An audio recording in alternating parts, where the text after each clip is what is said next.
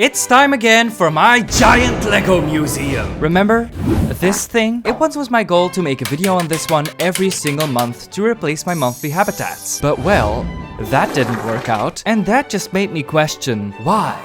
Why?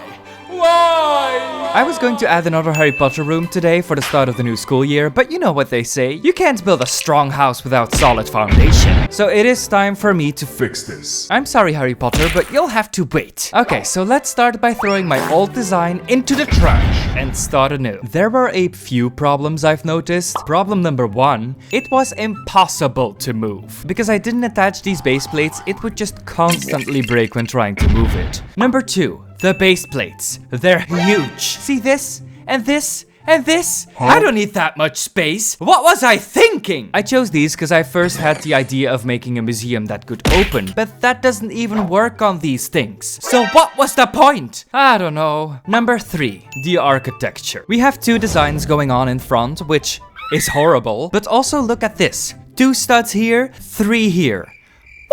Some rooms have no floor while others do. This is pretty, but doesn't make any sense. But still pretty, but why?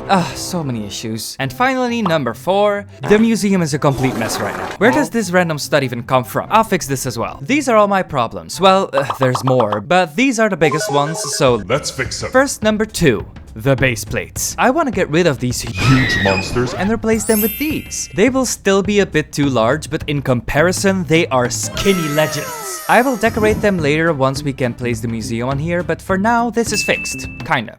Half fixed. So let's work on number 1 now. I actually want to take inspiration from the modular Harry Potter sets. Not the new ones, because what the hell is this? Way too difficult. But the 2020 system, in which they are attached with a few studs, so they are easy to click on, but also easy to take off again. Click on, take off. On, off. On, off, on, off. Okay, you get it. This will make the museum very easy to take apart and move around. These museum rooms are just a tiny bit, you know, bigger, but I think it would still work. I would love to downsize, but I don't think that's a good idea. So let's first start with the biggest amount of work. This one, because this trash still needs to be updated to the newer design. Let's break this down and start anew. This is doing absolutely nothing. First, let's measure it. This area needs to be 25 studs wide and 21 studs long.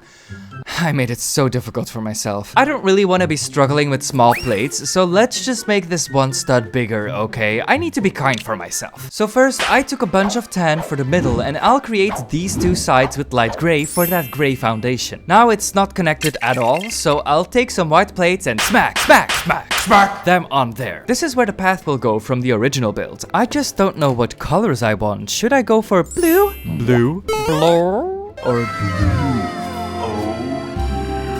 I think I'll go for this one because that looks very icy. Not icy from Rings Club, but you know, frozen. No, not.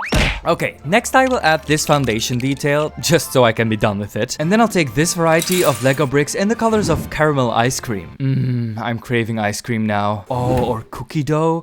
I'll be right back. 1 ice cream later. I shall build a wall, and can't forget about the windows with the arches, of course. And also another solid wall at this side. Or, you know, semi-solid, as most of my builds are. Then we can't forget about the columns here in front, and the outside is finished. Now let's focus on the inside. I shall first steal these walls and some of the landscaping apparently, and place them right here. Don't look at the red and green, it's just filler. It has always felt kinda strange that the background didn't go all the way around, and it does feel even stranger now.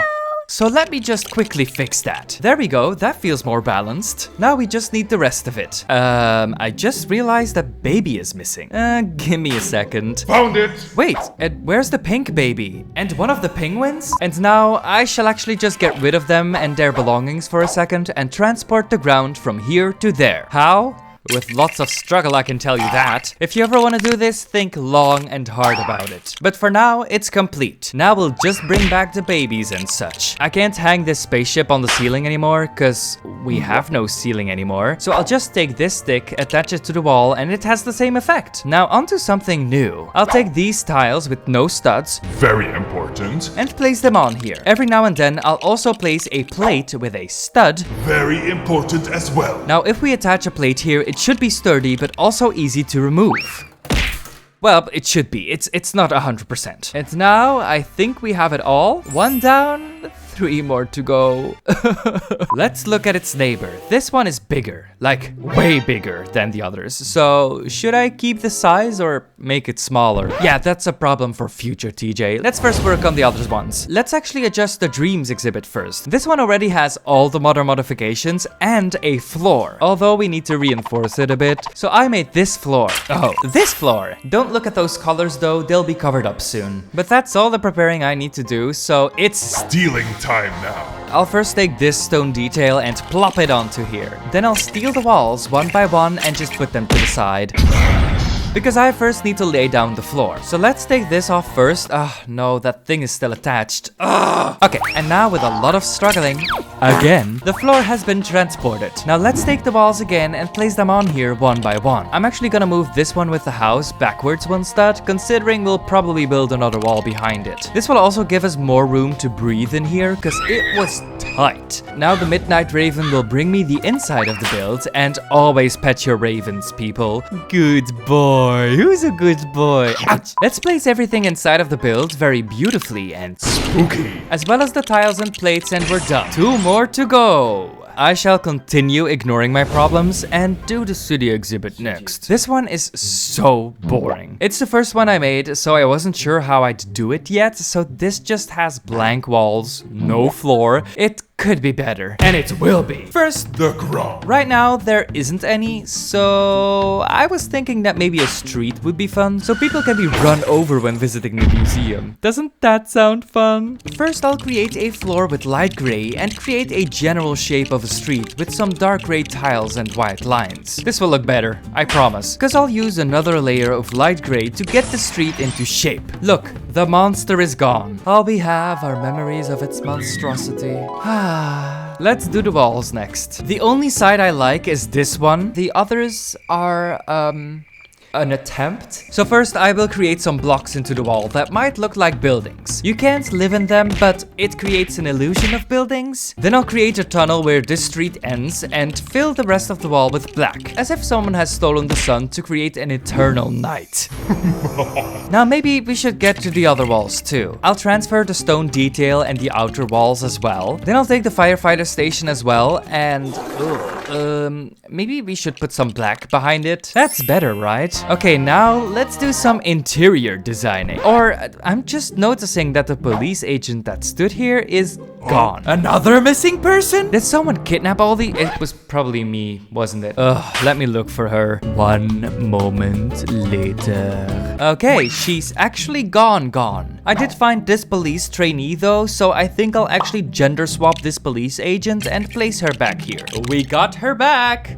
Kinda. Maybe we should glue her so she doesn't escape anymore. I'll also place the criminal and the motorcycle here. I'll actually place this trainee to look at the motorcycle instead of that agent from before, because it actually tells a better story of him dreaming about becoming a police agent. It was all on purpose, y'all. My plan all along. And now this is once again a gorgeous police display. The micro city will go right here, and of course we can't forget about the Monster that attacks it. aka this little girl. But another monster is coming. It's her mother. And she does not look happy. And just like that, another exhibit is done. And now I can finally work on the middle.